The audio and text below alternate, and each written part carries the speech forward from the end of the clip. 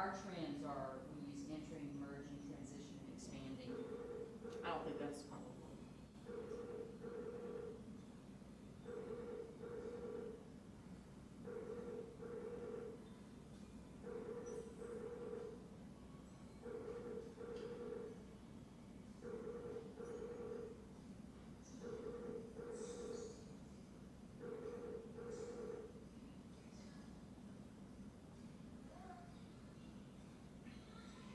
Hi.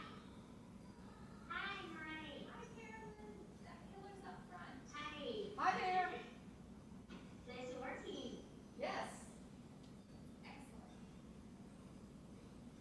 Can you see killer okay up front? Oh. Can you see me? Yeah. I thought, yes. I can see right. Good. Can you make out the writing on the whiteboard?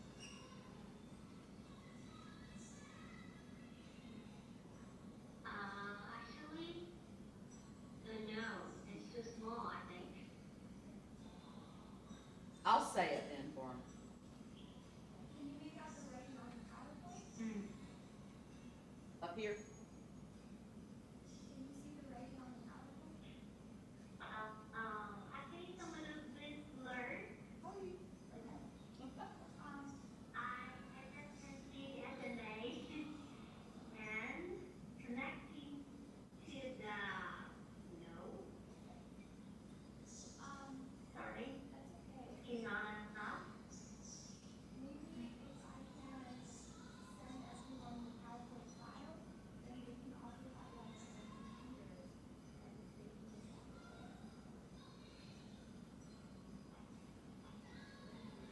Sorry? I cannot hear you very clearly. I can send everyone the file and that way they can all see it. Oh, yes. On their own. I mean the PPT and the handout file where I send to all the teachers. Oh, okay. Then the PowerPoint that we have up front is the same one.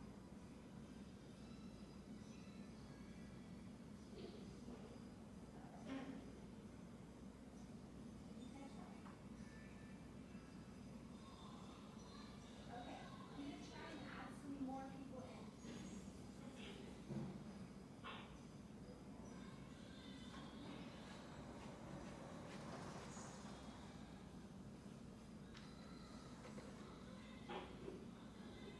Maria, are you gonna stand right here? Not working. Mom.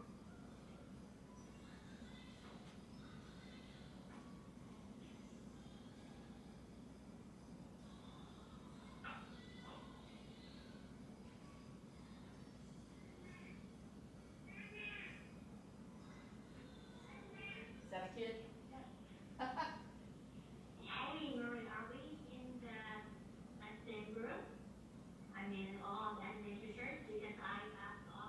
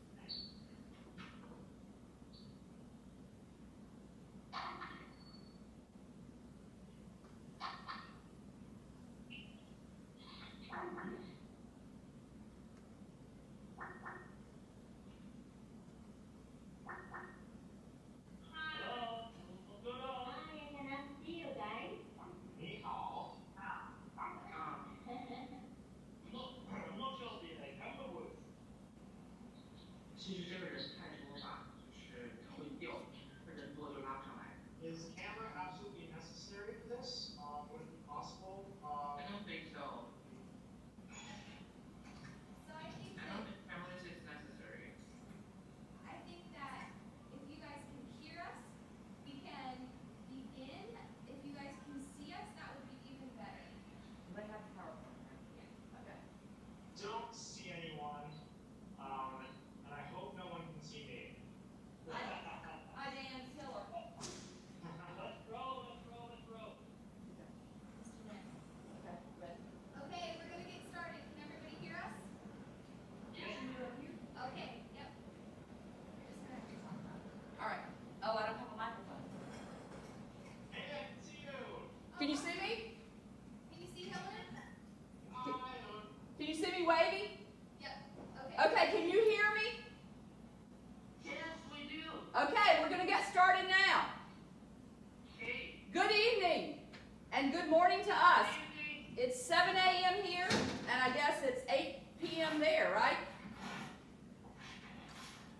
We're very excited to offer this 1-hour seminar on EFL strategies, and I want to make just a few comments, and then Marie is going to take us through some activities.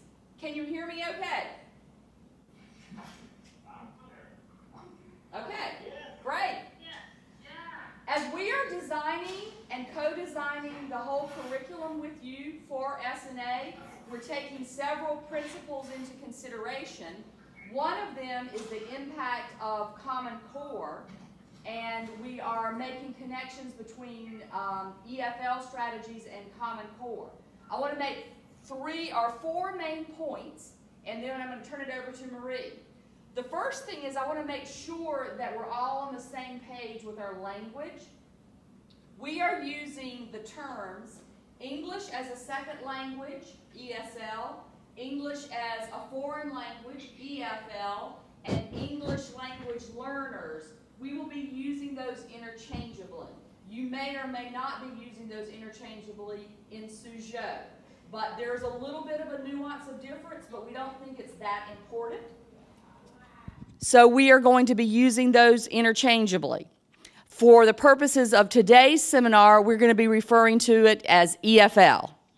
Secondly, it's very important for any school to have a shared vision for EFL. So in Suzhou, it's important for all the teachers, not just the English teachers, to have a vision for how they can support the students, not only in their disciplinary content knowledge, but also in the EFL. And so we need a commitment by all teachers to teach EFL. So that's why we decided we needed to start doing these seminars to share more best practices and ideas about how to actually go about doing that. Now, I know that you guys are using the terminology around EFL as novice, intermediate, and advanced. So that's the same terminology that we will be using. But what we're going to do today, or this morning, or this evening in your case, is take you through some activities that you will be able to take right into your classroom. And whether you're teaching English or teaching history, you can still use these kinds of activities. Any questions so far about what we're trying to do tonight? Okay. Marie is going to come take us through our activities. We lost somebody? Is that Amari?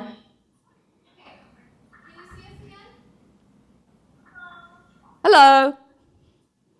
I'm still here. Okay. She's coming.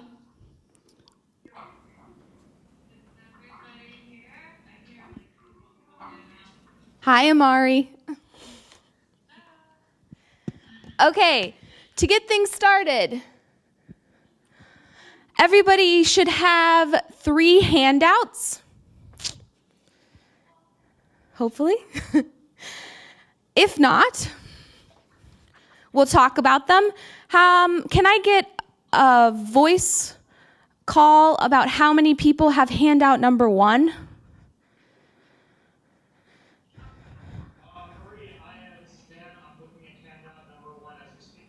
Okay. All right. What I'm going to ask all of you is to look at handout number 1. The directions are in the PowerPoint. Perhaps we've already looked at them, so don't worry about keeping them face down. Once you have the handout flipped over, you are going to have 30 seconds to highlight as many numbers on the handout from 1 to 100. When I say go, you will start. When I say stop, you will stop. Is everybody ready? Hi, wait a second. Which document are you talking about? Handout 1. It should be numbers on a page.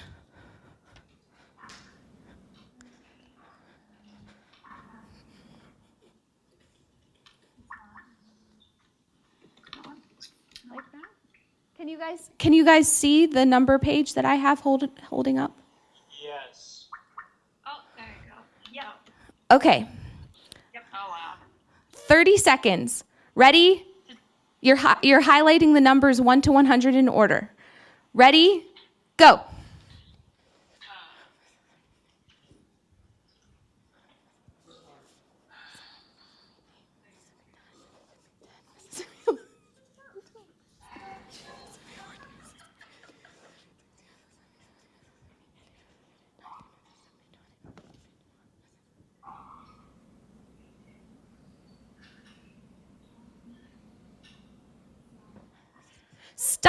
Stop your highlighting. Stop your highlighting. We're supposed to highlight it? Or cross them out. It doesn't matter. Okay. How many numbers were people able to cross off or highlight?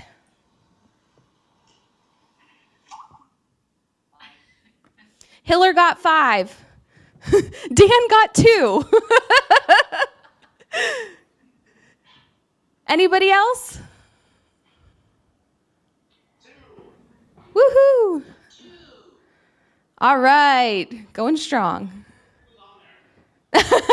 Oh, it was.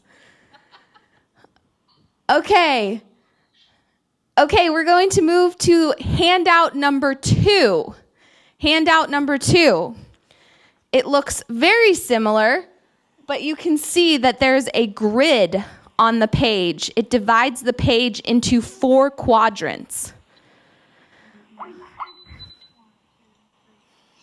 What I'm going to tell you now is that one number is in each quadrant as you increase from 1 to 100, beginning with the upper left quadrant.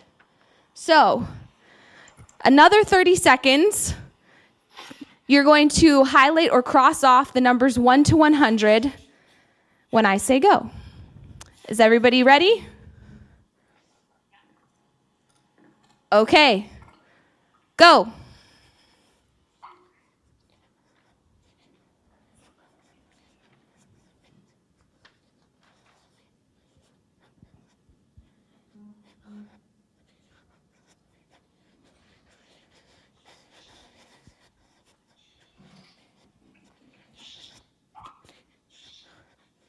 Oh, sorry.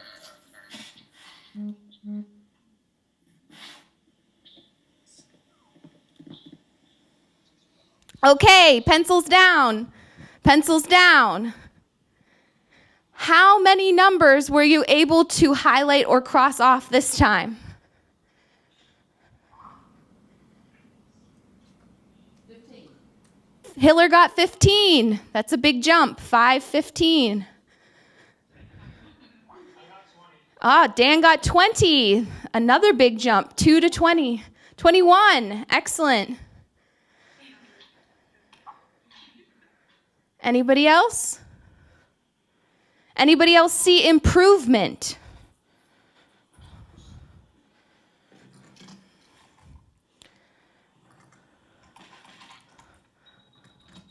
Okay, the purpose of this exercise was to show you or demonstrate for you how you can support English language learners in your classroom. So I have a couple questions for you guys to debrief this activity. You can see them on the PowerPoint. It says whole group debriefing. The first question, with which handout were you able to highlight more numbers? The second one, yes. Why do you think that is? Because there was a pattern and you could recognize the pattern. Somebody told you about the pattern. What else?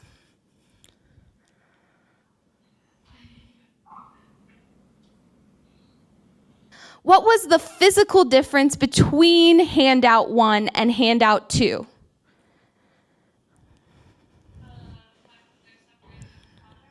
Yeah, the fact that they're separated and there is a visual clue to show you how they are separated, that 4-quadrant grid. So, this brings us to the second question.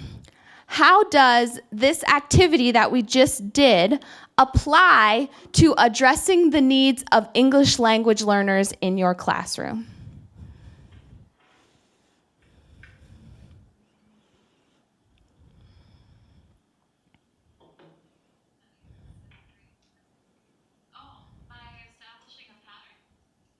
Okay, yeah, establishing routines, definitely, and letting your students become familiar with those routines. That helps maybe with their confidence level. Being explicit, definitely. On the first handout, I just threw it at you and expected you to be able to find success with very little direction. The second handout, I said, there's a grid on here. The numbers will increase from 1 to 100 from the upper left quadrant around in a circle. What else?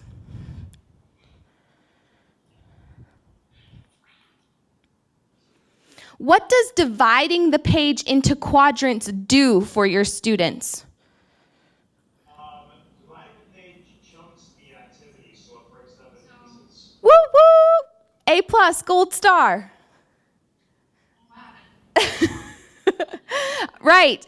If you looked at the front page of our PowerPoint, you'll see that the title of this training is Addressing the Needs of English Language Learners, Chunking.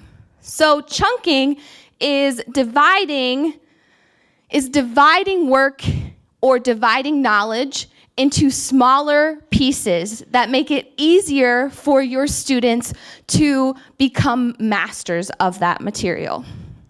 So our essential question for this workshop is, how can chunking be used to support English language learners' speaking, listening, reading, and writing skills in your classroom? So like Hiller mentioned earlier, although some of us are English teachers, some of us are math teachers, science teachers, history teachers, we all, in a school where students are expected to learn in a second language, we are all English as a foreign language teachers. So, after you buy into that, you need to know, how do I address the needs of my students as history students, as science students, as math students, as English students, but also as learners of English as a foreign language. So today we have 3 objectives, 3 goals that we want to accomplish through this training. Number 1, we want to demonstrate the effectiveness of chunking as a strategy in your classroom. Number 2, we want you to understand how chunking can be implemented to address the learning needs for the 4 domains of English language acquisition: reading, writing, speaking, and listening. And number 3, we want you to understand how chunking helps you individualize and differentiate instruction for your students. Any questions on the essential question or our objectives? Okay. I already mentioned this, but if you guys look at the next slide, it talks about what chunking is. Chunking is a strategy for breaking down information into smaller pieces or skills into small steps. The reason why we have started to use chunking as a strategy is because it helps students acquire new knowledge. It also allows students to connect that new knowledge to what they already know, and it helps them recall it later on. The brain really responds to this strategy because of the concept of working memory, which is this idea that we can only manipulate a limited amount of information in our brain at one time. And generally, working memory can hold 4 to 5 bits of information. So that's a really important generalization to keep in mind when you are teaching. 4 to 5 bits of information is generally all of the new material that any one person can deal with and comprehend at one time. So for you as a teacher, your takeaway is that when you are trying to instruct on something that is relatively complex in your classroom, you need to consider how you can break down the knowledge or the skill so that your students will be able to acquire it in chunks, which will allow them to retain more of the knowledge and the skill and be able to recall it in the future. Are we still all good? Okay, so we've been talking about the 4 domains of language acquisition: reading, writing, speaking, and listening. These can be divided into input strategies, which are reading and listening, and output strategies, which are writing and speaking.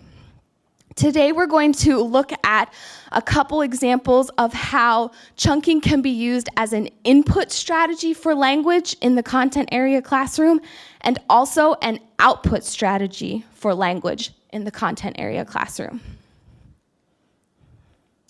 We're going to focus on the output strategy first. So this is speaking or writing, how chunking can be used in the science classroom, the math classroom, the history classroom, the English language arts classroom, to encourage students to speak and write in English and become masters of your content area's academic language.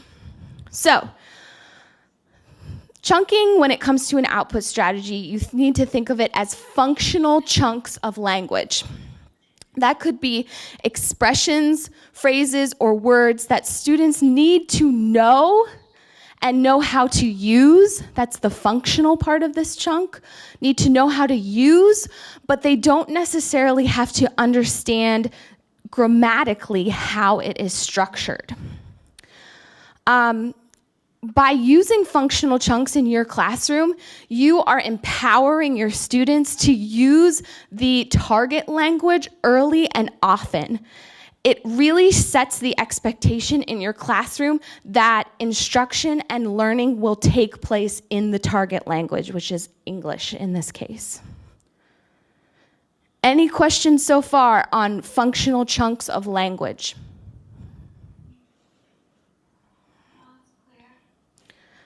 Okay, so moving to some examples. When we're talking about functional chunks of language, we can talk about phrases, words, sentences that can be used across all classrooms, and then we can also specify within our content area some phrases or words that students need to be familiar with and know how to use all the time. So the examples that I have first on the PowerPoint are across all content areas. These aren't necessarily academic language as they are social language. So in your classrooms, you should always expect your students to ask how to clarify a word in English. So they shouldn't be saying, what is the English word for blank in Chinese? You should expect them to say, how do you say blah, blah, blah, blah in English? So say, that they need to clarify the word culture.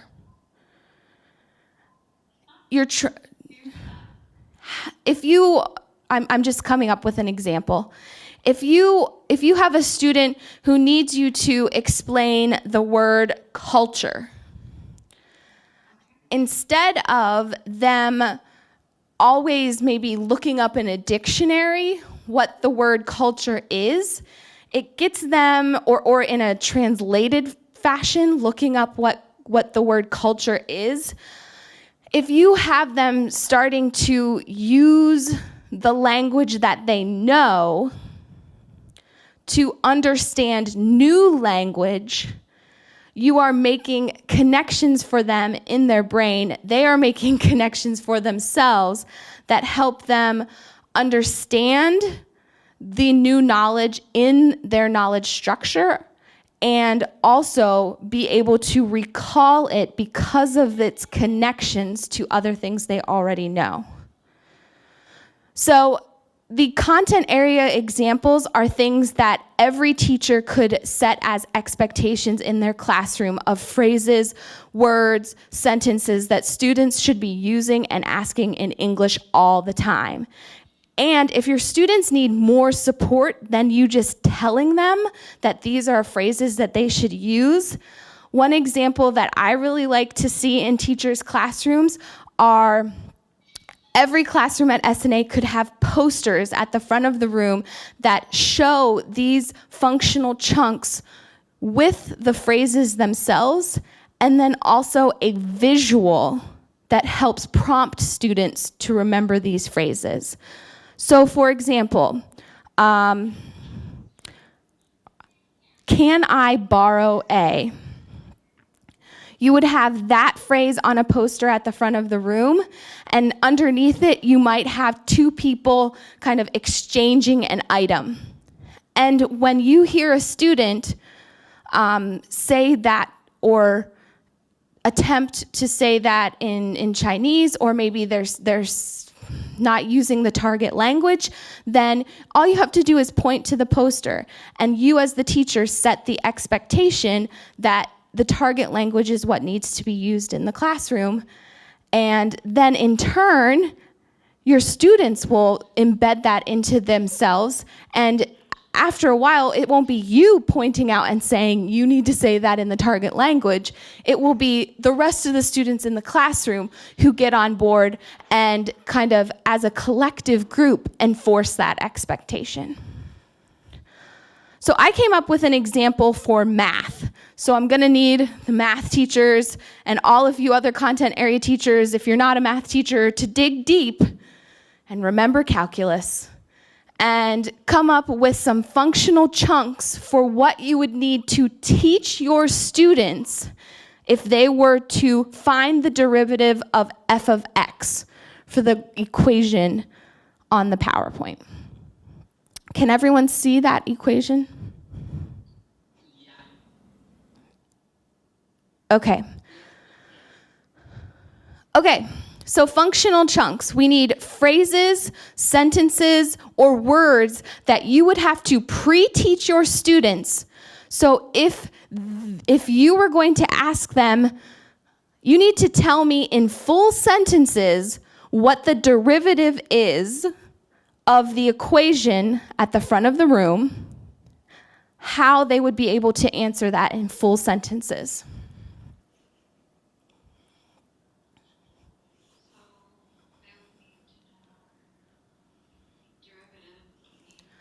Yeah, they definitely need to know the word derivative.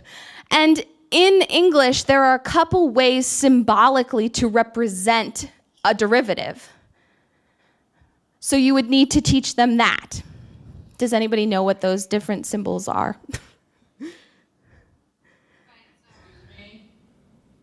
When you're finding a derivative, there are symbols that represent that. If the original function if f of x is f of x, f in parentheses x, what is a symbolic way to represent that when you derive it?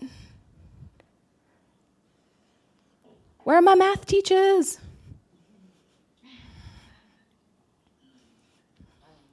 Okay, so the first way you can do it is instead of f of x, the derivative is represented as f apostrophe x in parentheses. That's called f prime x. But not only would your students need to know how to say that, they wouldn't say f apostrophe parentheses x close parentheses. They would need to know how to say f prime x.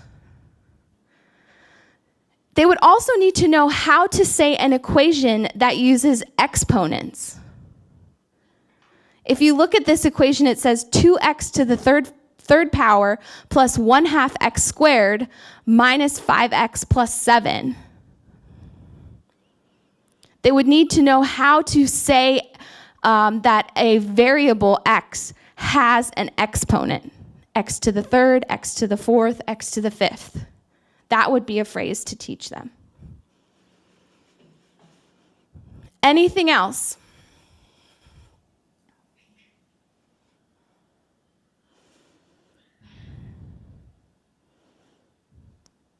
All right, so perhaps this is challenging because you guys aren't math teachers, all of you, and you aren't sure what the content area language is that your students need to know. So that kind of illustrates how difficult this could be for an English language learner when this is not their first language. But you need to be aware that in college, when your students get to the United States, they will be expected on exams and in class to be able to orally answer a teacher who says, "Tell me what the derivative is of f of x." And they'll need to respond to that. They may have short answer questions on a test where they will have to give an explanation as to why they solved a problem the way they did. And they'll need to know those functional chunks of language in mathematics and in calculus to be able to answer that. Okay, we are going to move on to an input strategy, if everyone understands an output strategy with functional chunks. Are we ready to move on?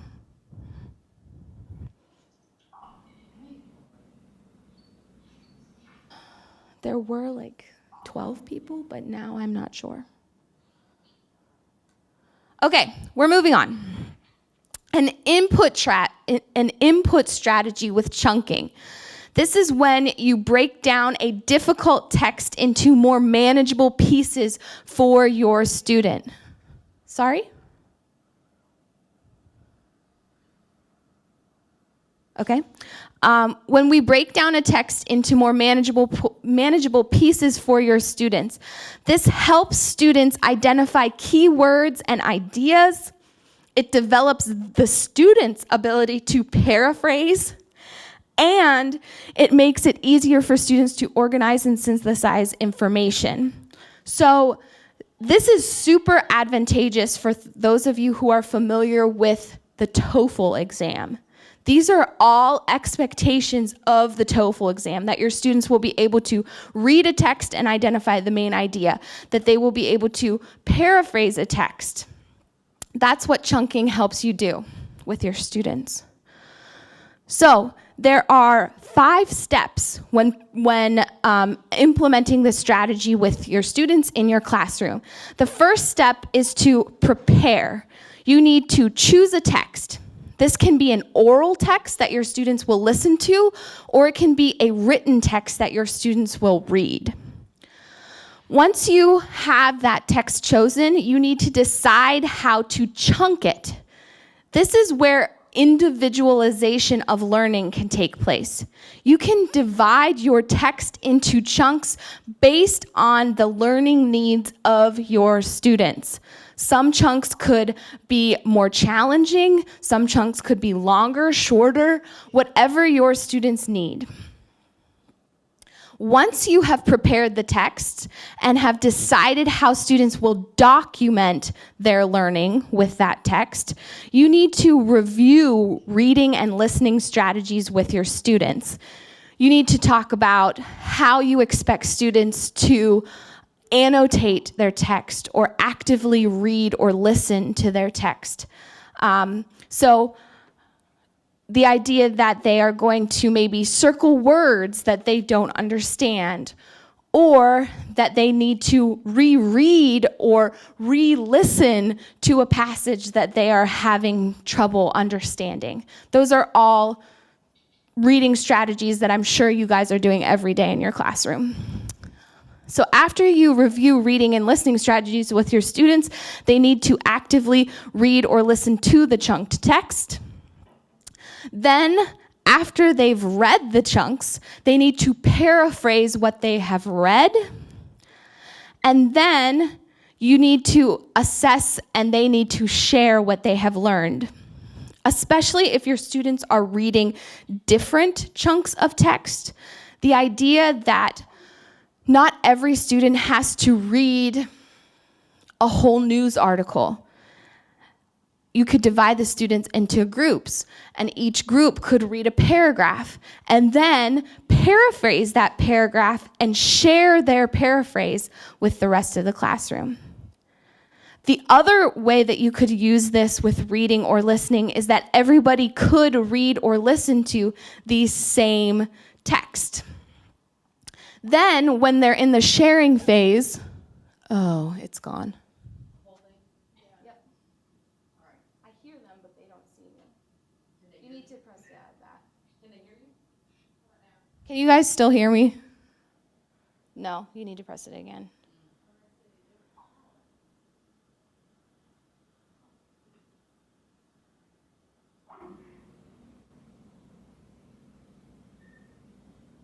Do you want to hang up and then try calling them back? Can you guys hear me? Sure. Okay, David can hear me. Yeah. Can you see me? Oh, I can't see you. You're not moving. okay. Can you see me? Dun, dun, dun, dun, dun. Okay, they can see me. Never mind. Okay, so the last step is assessment and sharing. This is where you can formatively assess what your students have been able to accomplish through the chunking strategy, and they can also share what they have learned with each other. So I said one way you can do this is when you divide a text, they can share their paraphrase of different pieces of the text. The other way that you can do this is they can share their paraphrases of the same chunk of text, and that helps students understand that no one interpretation of a text is the same.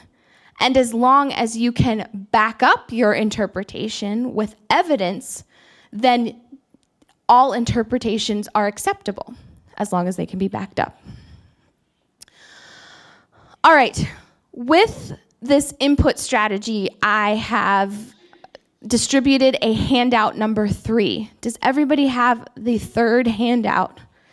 It's called Chunking Worksheet, What is a Community?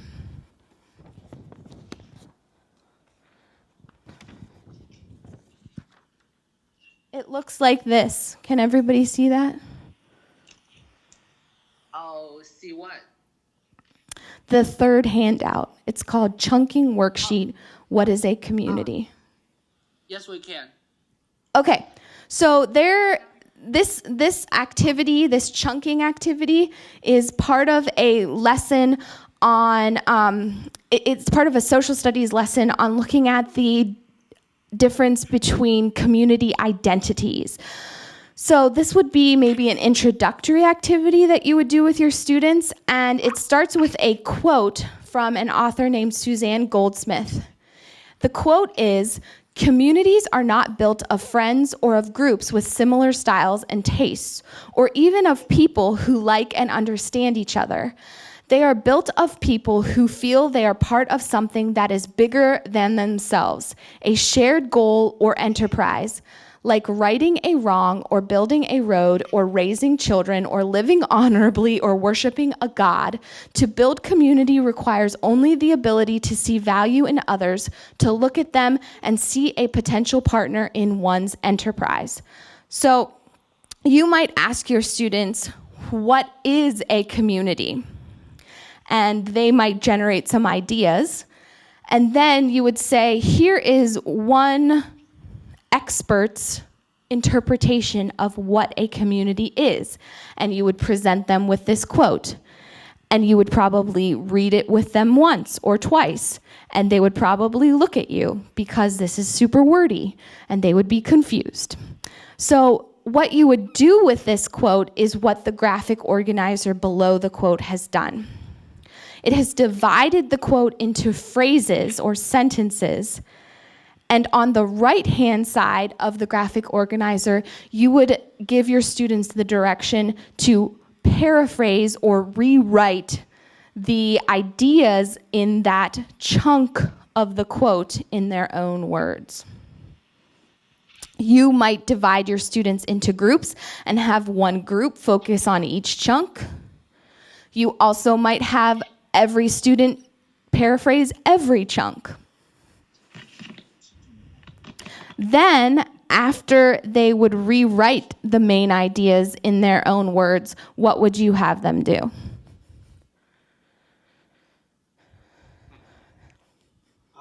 Probably share it out. Whoop whoop. Yes, you would have them share it out. And that could look like getting them into circles and small groups and discussing among a small group what they had written and what they had interpreted from the text. Or it could be a whole group, a whole class discussion where every student gets to take part. And what I might do then to kind of wrap all of this up is come up with a collective definition with my entire class. I would call it a working definition of what is a community based on their initial brainstorms and then what they understood about the Suzanne Goldsmith quote.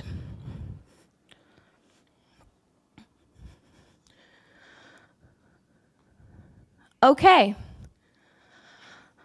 One last piece, guys.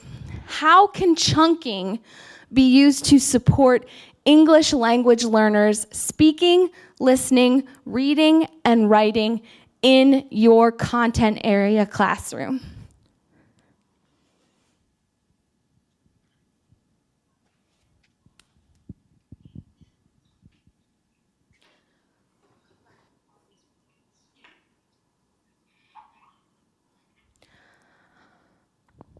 I'm going to give you guys about a minute to think about this. Ideally, if there are other people from your content area on Skype, after you think about it for a minute, you could maybe message back and forth and talk about how you can use chunking as an effective strategy in your content area for English language acquisition and also for acquisition of new disciplinary knowledge in your area. So take a minute. After a minute, I'm going to ask you guys to share out.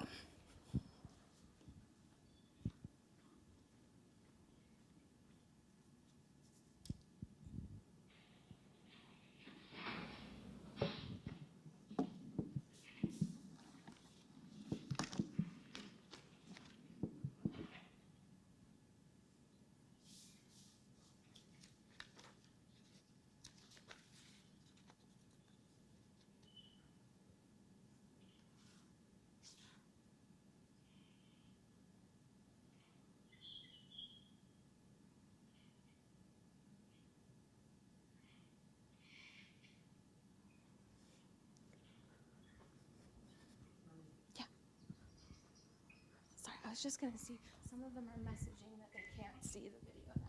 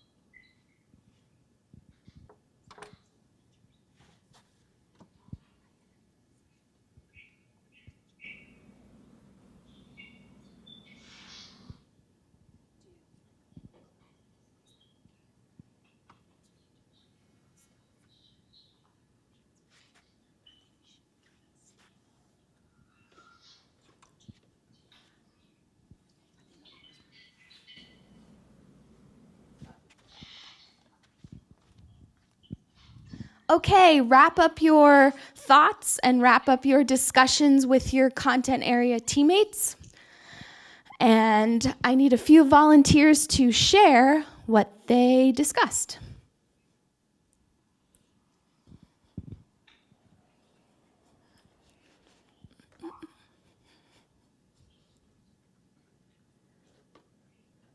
Okay, Mr. Lamb posted.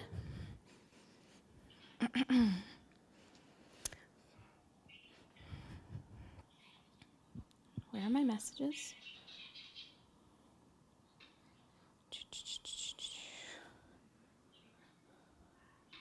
Whoa, y'all are all posting. Okay, Mr. Lamb said, for business, I can probably chunk words into different functions as business does. Definitely.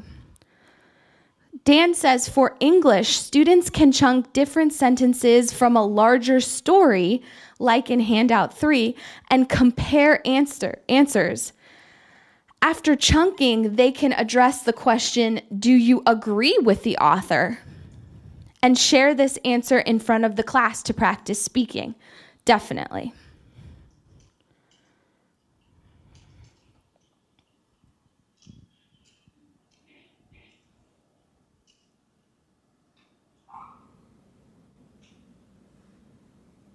Yeah, and not just, do you agree with the speaker? Dan says also, is there anything you would add? And you could start a class list that way. So as you can see, chunking is a really functional strategy that can be used across the curriculum. It's not only great for addressing the needs of English language acquisition in your classroom, so getting your kids to speak, read, write, and listen in English. It's also an effective strategy for getting your students to acquire your content area, your domain knowledge and skills. Are there any other questions about chunking or anything else?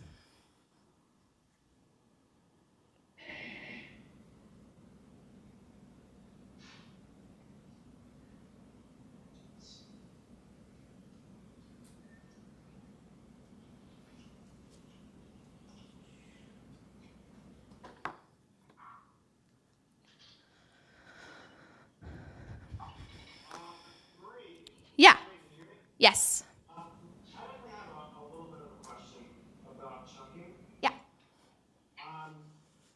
So if I have students in my class who have really varying degrees of fluency in English, some are, we're using the terminology up there, beginner, intermediate, advanced, or novice, intermediate, advanced. Is there a way to sort of do any sort of targeted chunking to make sure they can all participate, and that maybe the advanced students don't dominate any sort of discussion because they're able to access or understand the material much more quickly than some of the beginner language learner students? Yeah. So there are kind of before, during, and after strategies that you can do with your students to encourage more holistic participation from all of your students. I think what we did with functional chunks as an input strategy, as an output strategy, is something that you can pre-teach before an activity. And so that would give your students who are maybe less comfortable with the language the scaffold support confidence that they need to feel like they want to participate in any sort of discussion later on. You also can use text that is differentiated based on lexile levels. And a really, really good resource for informational text that is lexiled for you, meaning you don't have to differentiate it yourself, is a website called News ELA. News ELA. And they have informational text in all the content areas. They have science, technology, business, history, finance, government. Essentially any content area or any topic or theme that you might be teaching on in their class, they have informational news articles that you can use in your classroom, and they lexile them for you. Lexile is a measure of how advanced your students' language ability is, and so on the website, it shows you the Lexile score, and then it tells you, it gives you a description of what that score means in a practitioner sense for how well your students can read, write, speak, and listen in English.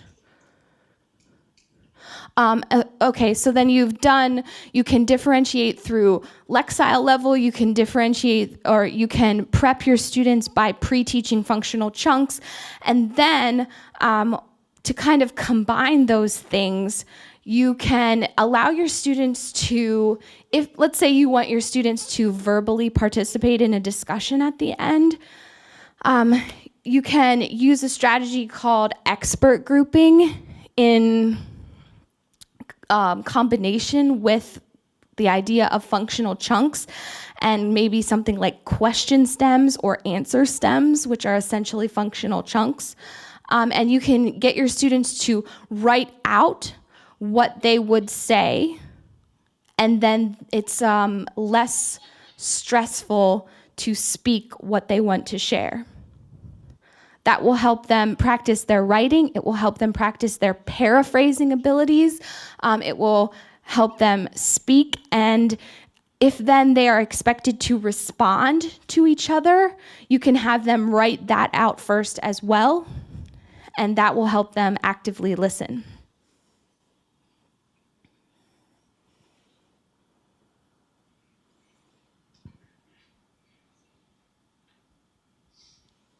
Does that help answer your question, Dan?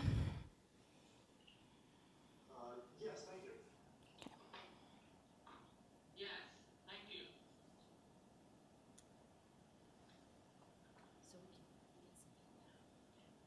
Okay, is there anything else? I see Hank says, yes, remove question 1 and 2. Ask the better one to answer question 3 immediately. I'm not sure I'm following that. Does anybody know? Is that the information gap that you mentioned, David? Pretty much the same. Can you explain that? I'm actually a little bit curious.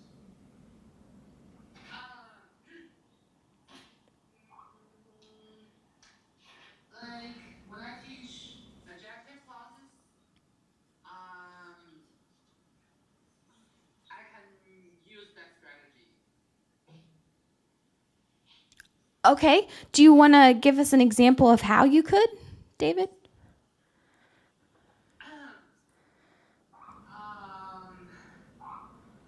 Well, let me organize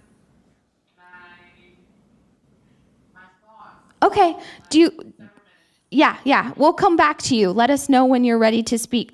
I think Mr. Lamb posted, what about chunking for more advanced learners? So chunking for more advanced learners can take the form of the length of the chunks, also the wordiness or complexity of the chunks. So for example, the handout number 3 that we used, for more advanced readers, that whole quote might be a chunk. Or you can think about it in the sense of, hopefully by the time your students are in 11th or 12th grade, you're beginning to read much longer texts with them, like novel-length texts, because you're preparing them for college, and the expectation in college will be a lot of reading and a lot of lengthy and complex reading. So you want to increase the level of challenge of difficulty for your students along the way, whether they are novice language learners or advanced language learners. So you need to be very in tune with your students for what is going to be challenging for them. The questions that you pre-prepare for your students to respond to can also address the learning needs of novice to advanced learners, and also how you expect your students to document their knowledge can be differentiated from novice to advanced learners. So with novice learners, you might provide them with a graphic organizer with very explicit directions, with sentence stems. For advanced learners, you might expect them to create a graphic organizer themselves, or you might expect them to write an essay response, and you would base the amount of support that your students need on their learning abilities and learning levels. Okay, David, do you have a chance to think about it? Okay, I will take an example. When I teach adjective clauses, I will have my students make several adjective clauses first.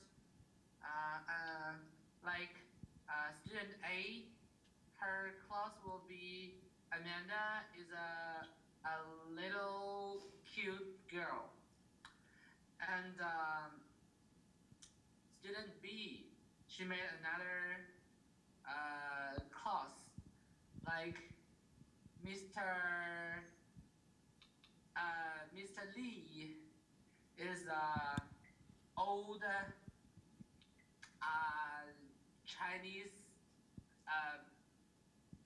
Chinese whatever.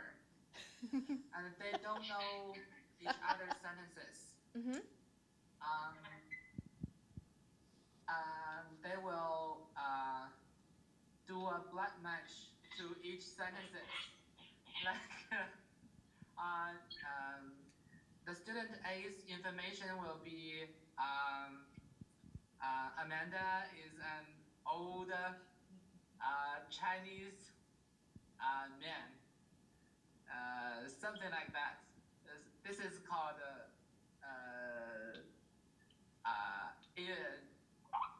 what gap? Information gap. Yeah, that's all.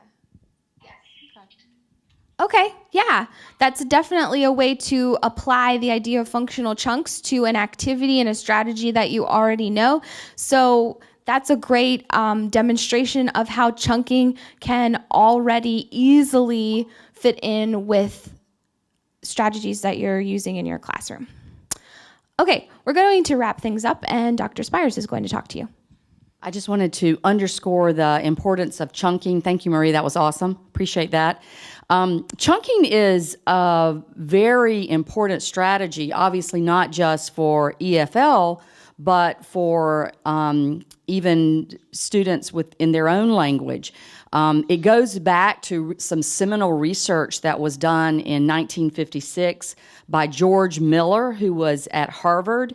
It's a seminal study focusing on short-term memory, and it was called 7 plus or minus 2. Some of you may be familiar with it, but that particular strategy has been a dominant strategy in the educational field. So I think it's a key one. So I'm glad, Marie, you started with that one because it's so important.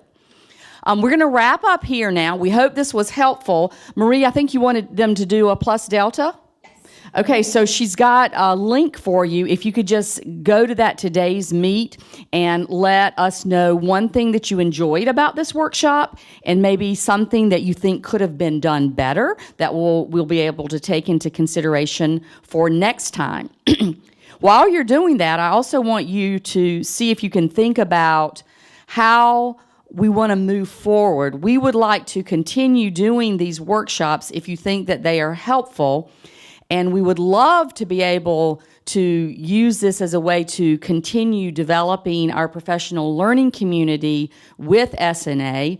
And eventually, we could all take turns leading lessons that we're using in our class and then actually sharing them with each other, so that way it kind of has a multiplier effect in terms of the new strategies, especially for EFL.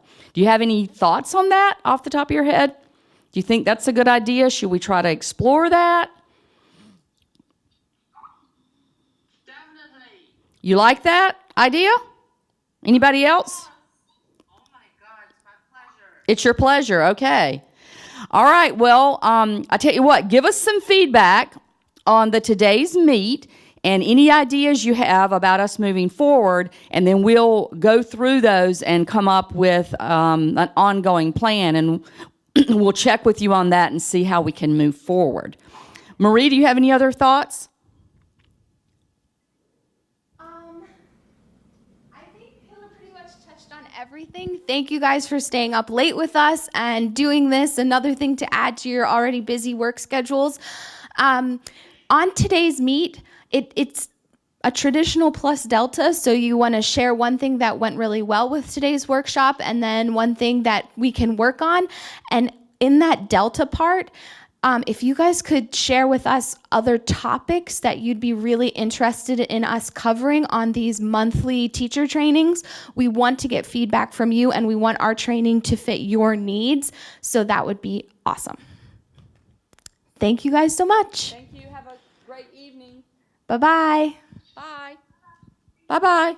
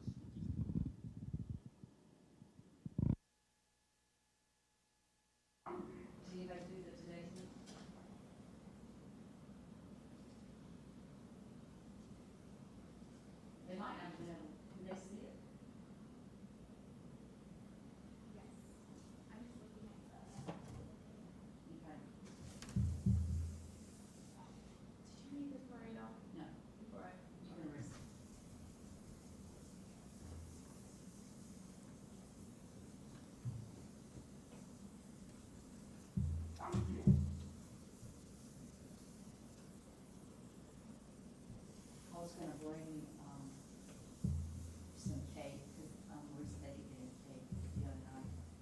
Kids, I had to leave so fast. I was going to bring it today, and of course I was so don't worry about it. Remember, so I don't think that we have so much cake left. We have the coconut and the chocolate. They like both. Yeah, but I can bring it tomorrow. Oh, don't worry about that. We don't have. Yeah, we had tested. We had to get home and get to sleep. You had testing the next day.